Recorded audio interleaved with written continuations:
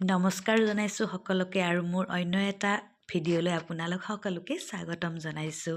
যিহেতু এতিয়া মাঘ বিহুৰ সময়, গতিকে মাঘ বিহুৰ 2-3 দিন আগৰ পৰা কি বনাম, লাড়ু পিঠা আমাৰ মহিলাসকলৰ একেবাৰে সময় নাই। গতিকে ময়ো যিহেতু অকলশৰীয়া, গতিকে এদিনকৈ কিবা নহয় কিবা এবিধ লাহে লাহে বনাই আছোঁ। গতিকে আজি বনাইছিলোঁ মই ঘিলা পিঠা, কিন্তু আজিৰ এই পিঠাটো মই প্ৰথমবাৰৰ কাৰণে বনাইছোঁ। গতিকে মই কেনেকৈ বনাইছোঁ এবাৰ আপোনালোকৰ লগত শ্বেয়াৰ কৰিবলৈ ওলাইছোঁ। আৰু যদি ভাল পাইছে ভিডিঅ'টো লাইক কৰিব, আৰু যদি ভাল লাগে তেনেহ'লে এটা কমেণ্ট কৰি নিশ্চয় জনাব, আৰু মোৰ বনাওঁতে হৈছেনে নাই সেইটো জনাবলৈ একদম নাপাহৰিব। মই আগতীয়াকৈ চাউলৰ গুড়ি কৰি থৈ দিছিলোঁ, গতিকে মই 2 কাপ গুড়ি চাউলৰ গুড়ি আৰু আধা কাপ চুজি মই লৈ লৈছোঁ, আৰু এইখিনি মই এতিয়া মিক্স কৰি হাতেৰে সানি লৈছোঁ।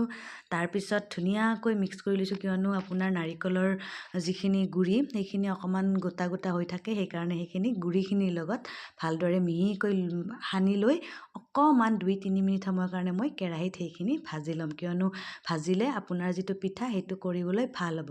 গতিকে মই 2-3 মিনিটৰ কাৰণে কেৰাহীত এনেদৰে ভাজি লৈছোঁ। বহুত বেছি খৰ কৰি ভাজিব নালাগে, কেৱল অকণমান সময় এনেই তাত কেৰাহীটো গৰম কৰি লৰাই দিলে হৈ গ'ল। তাৰপিছত সেইখিনি মই এখন কাঁহীত নমাই ল'লোঁ, আৰু এতিয়া মই ইয়াত লগ কৰিম গুড়। গতিকে আপোনালোকে চাই থাকিব, শেষলৈকে চাব। আৰু এইয়া গুড়খিনি মই ধুনীয়াকৈ সৰু সৰুকৈ কাটি লৈছিলোঁ, আৰু এতিয়া এইখিনিৰে ধুনীয়াকৈ মই গুড়িখিনি একদম ভালদৰে আপোনাৰ মিক্স কৰি ল'ম, যাতে একদম ধুনীয়া হৈ যায় আৰু পিঠাখন বনাবলৈ খুব ধুনীয়া হয়। আৰু এনেদৰে মই আটাৰ নিচিনাকৈ একদম বহুত সময় আপোনাৰ মাৰি লৈছোঁ, ধুনীয়াকৈ মঠি লৈছোঁ। যিমানেই বেছি মঠিব সিমানে আপোনাৰ পিঠাটো বনাবলৈ সহজ হ'ব। আৰু এয়া দেখিছেনে, ধুনীয়াকৈ হাতেৰে মই এটা শ্বেপ দি লৈছোঁ, আৰু এইখিনি এতিয়া মই তেলত ভাজিম। এয়া কেৰাহীত মই ৰিফাইনত ভাজিছোঁ, ৰিফাইনত দি দিছোঁ মই কেইটামান পিঠা। নাজানো আৰু কেনেকুৱা হয়, প্ৰথম বনাইছোঁ, ভাল হ'লে ভাল লাগিব নিশ্চয়। আৰু এইয়া মই ধুনীয়াকৈ দি দিছোঁ, বৰ্তমানলৈকে ধুনীয়া হৈ আছে, শেষলৈকে কেনেকুৱা হয় চাব লাগিব। দেখিছেনে, অকণমান ভাজিব লাগিব ৰঙচুৱা হোৱালৈকে, একেবাৰে জ্বলি যোৱাকৈ ভাজিব নালাগে, কাৰণ তেতিয়া খাবলৈ বেলেগ লাগিব।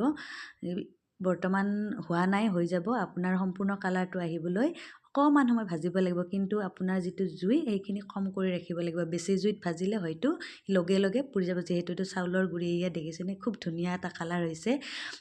পিঠাকেইটা দেখিবলৈ ধুনীয়া হৈছে। মই ভাবিছিলোঁ প্ৰথম বনাইছোঁ বেয়া হৈ যাব, কিন্তু ভগৱানৰ কৃপাত ধুনীয়া হৈছে। গতিকে এবাৰ ট্ৰাই কৰি চালোঁ।